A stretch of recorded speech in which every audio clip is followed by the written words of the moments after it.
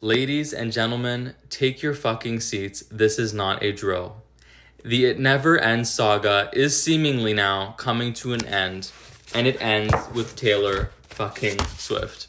I'm going to start by going over Taylor Swift's entire involvement of this case because I feel for the most part everyone has missed the true impact that she has had, particularly in contributing to the most shocking twist of the entire saga, which is that Blake Lively just today has officially abandoned the original foundation of her lawsuit, which was the severe emotional and psychological trauma she experienced as a result of the sexual harassment and the smear campaign. She is now removing it.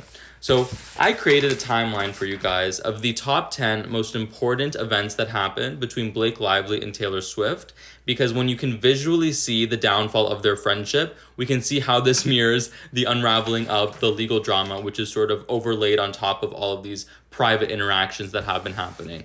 So I took the liberty of color coding it for you guys. The green represents the friendship phase between Blake and Taylor. The yellow represents when things started going awry, the turning point. And the red represents the official follow, which is now contributed to the absolute demise of Blake Lively and Ryan Reynolds. So grab a bag of popcorn. You are not going to want to miss this. Okay, so I promise I will get to the more recent revelations, but first we have to go back in time to when Blake Lively and Taylor Swift were still friends, and we will start with the infamous penthouse meeting in the summer of 2023.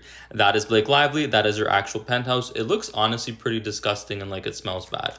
Blake Lively invited Justin Baldoni over for a dinner meeting in which they would go over his creative contributions to the film and the input that she wanted to have. So Blake Lively intentionally invited Taylor Swift over at the exact same time in order to flex on Justin Baldoni and subtly coerce him in a way with the subtext being, I'm a somebody, you're a nobody, and you're going to do exactly what I want.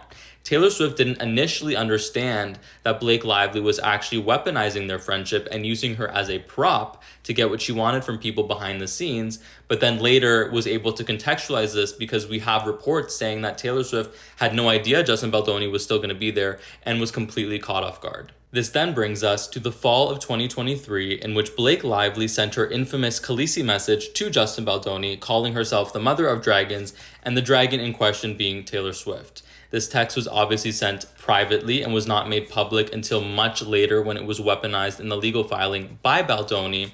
And this was also likely when Taylor Swift realized that Blake Lively was actually weaponizing and using her as a prop to bully and intimidate people behind the scenes, which is something that I can imagine she's probably very sensitive to as being one of the most famous people in the world. This then brings us to August 9th, 2024, the day that the film It Ends With Us was unfortunately released to the public. And when I say released, I mean like in the way that coronavirus was released. Nobody wanted this. So the reason this is so significant is because at this point in time, Blake and Taylor were still friends. I think some people have misunderstood and thought that Blake was texting Taylor saying, oh my gosh, I hate Justin Baldoni. This set is such a disaster. That is not true. Blake Lively has said publicly that the film did not have a huge budget, and to license a song like My Tears Ricochet from Taylor Swift would have been very expensive, but they got a very good deal because she was able to call in a favor from her best friend. Do you honestly think that Blake Lively was calling Taylor Swift saying, oh, this set is such a shit show and Justin Baldoni is sexually harassing me, and I think I'm actually going to file a lawsuit that's going to create one of the biggest legal dramas of the 21st century, and you're probably going to get dragged into it as well, so can we have your song? Taylor would have said, no thank you, goodbye. So in my opinion, it is very clear to me that everything that Blake Lively shared to Taylor Swift was nothing but positive in regard to Justin Baldoni, in regard to what happened on set, in regard to what kind of impact this film could have for women. She said everything that she needed to say in order to obtain the legal rights of the song, which is ultimately what Blake Lively wanted.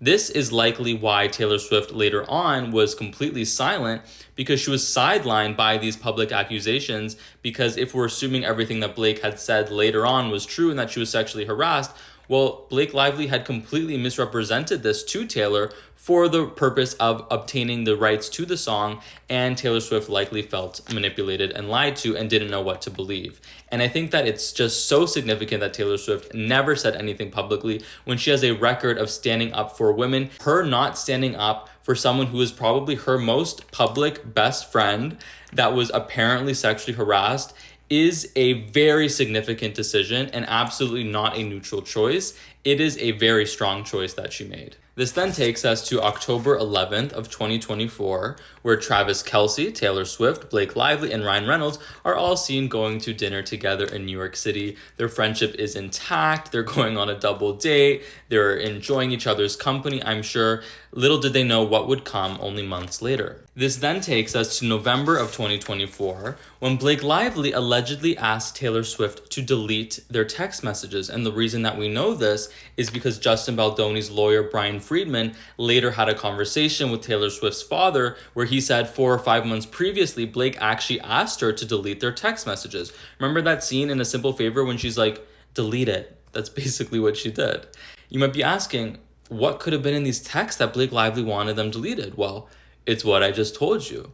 It's that the text messages represented a very different reality of what happened on set. Likely that everything on set was uplifting, that they were supportive of women, that Blake Lively had autonomy and authorship and creative control, and that it was a beautiful, meaningful, safe project that her best friend Taylor Swift could safely put her name behind as one of the most famous people in the world, and that she didn't have to worry about a thing, and that she could be proud that her song was going to be used for this incredible film that was definitely not going to become an absolute legal disaster later on down the road. This then brings us to February 9th, 2025, when Taylor Swift decided to attend the Super Bowl without Blake Lively, which was a clear public display that she was distancing herself and not getting involved. Now, this is when shit really started to hit the fan. So only 2 days after Blake Lively was likely sitting at home crying because she was disinvited from the Super Bowl, she's spiraling and she enlisted this little shit, her lawyer, Michael Gottlieb, to call Taylor Swift's lawyer, where he allegedly said, hey there, we would love for you to publicly support Blake Lively, and just side note, if you don't, 10 years worth of your text messages between Blake Lively and Taylor Swift may or may not be released to the public. Taylor Swift's lawyer was very upset by this. He hung up the call and actually sent a written confirmation of the fact to Michael Gottlieb, essentially saying, I just interpreted what you did as an act of extortion and I do not appreciate it. Now, as you can imagine, Taylor Swift likely did not appreciate being threatened, and only 3 days later, her dad, Scott Swift,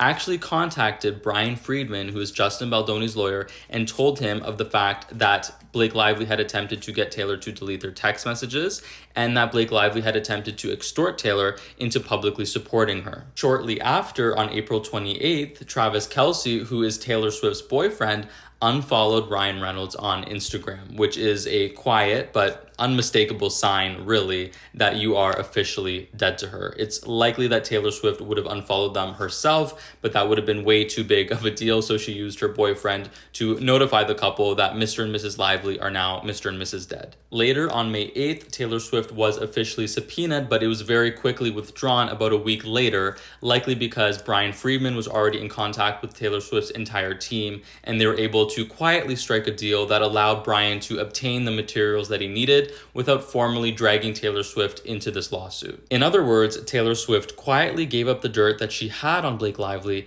in order to save herself from any bad publicity, which is exactly what she should have done. This now brings us to present day. So Blake Lively was asked to sign a HIPAA privacy release so that Baldoni's team could access the medical records that she has pertaining to the mental anguish that she suffered. She completely refused. And then after Baldoni's team attempted to compel her to reveal the medical records, Lively's team came back and actually said, you know what, we changed our mind. We are withdrawing the claims of emotional distress completely. Based on these most recent filings, it is very clear to me that Blake Lively is giving up.